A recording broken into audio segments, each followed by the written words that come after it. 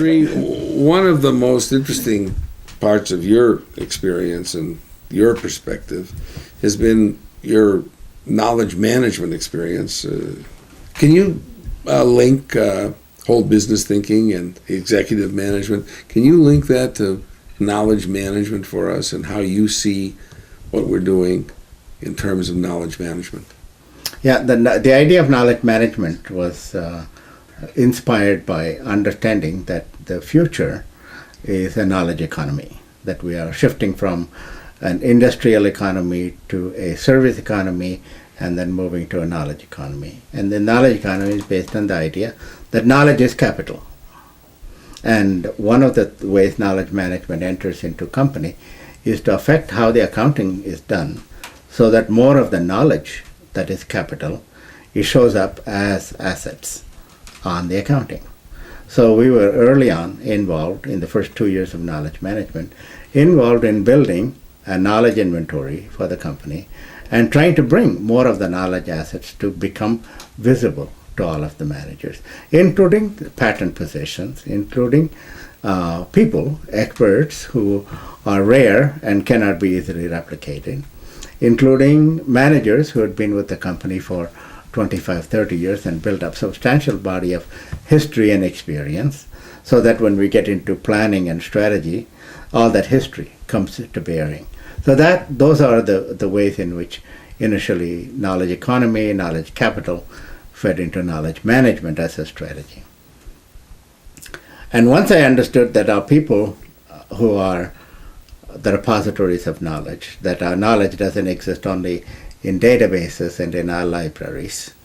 And then the important thing was to find out how that knowledge can be shared and made more easily available for everybody. So that's when we shifted strategy into building communities of practice within the company so that more people get to talk to each other.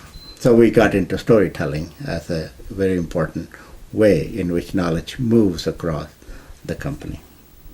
When I was building communities of practice, the easy cases, what we call the low-hanging fruit, turned out to be people who share a common expertise, a common area of interest. So people who would be examining the polished surface of a wafer for defect under a scanning microscope in different factories around the world would want to share techniques, knowledge, information about equipment, and so on. And so would the person who uses the hydrochloric acid, or the person who goes into is an application support engineer for a particular chipset for a customer in Compaq or Dell. So those guys wanted to get together and share what they knew. But it was clear to us that it was very useful if engineering would actually talk to marketing and learn from each other. And customer service really should be talking to the shipping dock in terms of what's being returned and why, who's returning it, how long does it stay, etc. And these silos wouldn't talk to each other because there was tremendous disrespect, distrust, and therefore just not wanting to be in the same community of practice. In fact, one person who pretty much told it to my face that you bring marketing and I will leave. That's the level of animosity that there was. And to the extent that whole business thinking is about getting silos to collaborate across each other.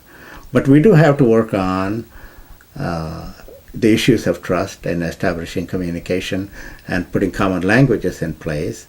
And I think it is possible. I'm only guessing that many of the metrics and ratios we talk about might in fact become a common language that they can actually talk about, especially if we are speaking of financial as well as the non-financial metrics. I think it may be.